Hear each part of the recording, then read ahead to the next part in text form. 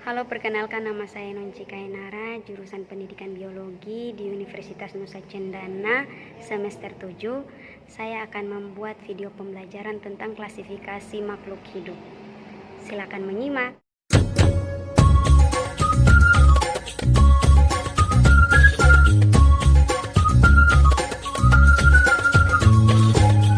Kompetensi dasar 3.2 mengklasifikasikan makhluk hidup dan benda berdasarkan karakteristik yang diamati. 4.2 menyajikan hasil pengklasifikasian makhluk hidup dan benda di lingkungan sekitar berdasarkan karakteristik yang diamati. Indikator pencapaian kompetensi. Menjelaskan pengertian klasifikasi, menjelaskan alasan makhluk hidup perlu diklasifikasi, menjelaskan manfaat dalam pengklasifikasian makhluk hidup. Menentukan langkah-langkah pengelompokan makhluk hidup berdasarkan persamaan dan perbedaan ciri-ciri yang dimiliki, mengumpulkan data tumbuhan dan hewan berdasarkan manfaatnya, melakukan klasifikasi terhadap tumbuhan dan hewan berdasarkan manfaat yang ada di sekitarnya. Menyajikan data hasil kerja tentang klasifikasi makhluk hidup, mempresentasikan hasil kerja tentang ciri makhluk hidup dan benda tak hidup yang teramati di lingkungan sekitar. Tujuan pembelajaran yang harus dicapai oleh siswa. Yang pertama, siswa dapat menjelaskan pengertian klasifikasi. Yang kedua, siswa dapat menjelaskan alasan makhluk hidup perlu untuk diklasifikasikan. 3. Siswa dapat menjelaskan dasar klasifikasi makhluk hidup. 4. Siswa dapat menjelaskan manfaat dalam mengklasifikasikan makhluk hidup.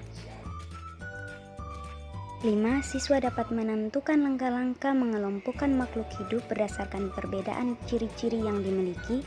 6. Siswa dapat mengumpulkan data tumbuhan dan hewan berdasarkan manfaatnya. 7. Siswa dapat melakukan klasifikasi terhadap tumbuhan dan hewan berdasarkan manfaat yang ada di sekitar lingkungan. 8. Siswa dapat menyajikan data hasil kerja tentang klasifikasi makhluk hidup. 9. Siswa dapat mempresentasikan hasil kerjanya.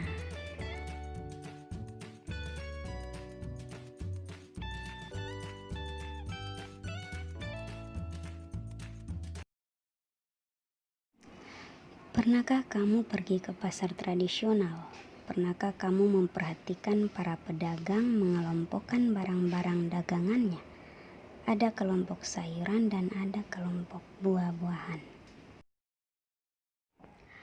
Pernahkah kamu memperhatikan macam-macam hewan di sekitarmu? Ada hewan peliharaan, ada hewan ternak, dan ada hewan liar.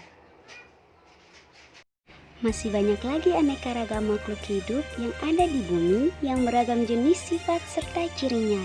Untuk mempermudah dalam mempelajari keanekaragaman makhluk hidup, manusia mengelompokkan makhluk hidup yang dinamakan klasifikasi. Klasifikasi makhluk hidup merupakan cara pengelompokan makhluk hidup berdasarkan persamaan dan perbedaan ciri yang dimiliki makhluk hidup. Semakin banyak perbedaan dari dua jenis makhluk hidup, semakin jauh kekerabatannya. Sebaliknya, semakin banyak persamaan dari dua jenis makhluk hidup, semakin dekat kekerabatannya.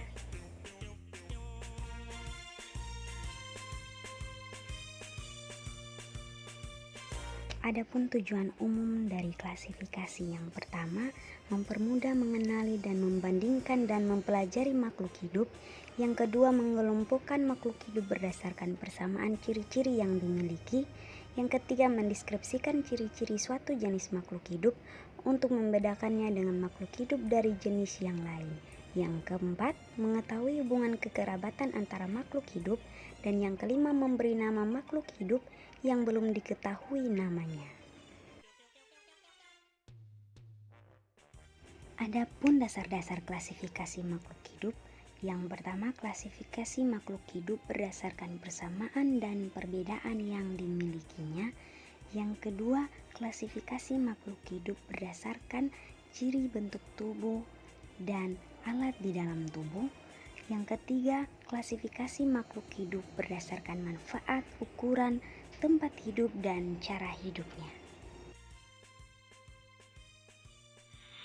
Dan yang terakhir adalah manfaat klasifikasi makhluk hidup. Terdapat 3 manfaat klasifikasi makhluk hidup.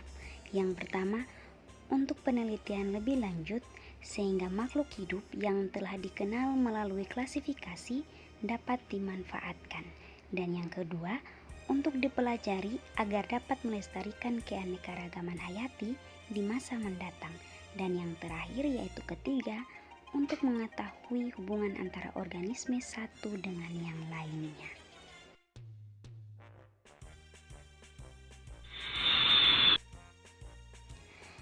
Klasifikasi pada makhluk hidup awalnya dikelompokkan berdasarkan ciri yang dimiliki. Kelompok tersebut disusun berdasarkan persamaan dan perbedaan. Makin ke bawah persamaan yang dimiliki anggota di dalam tingkatan klasifikasi tersebut makin banyak dan memiliki perbedaan makin sedikit.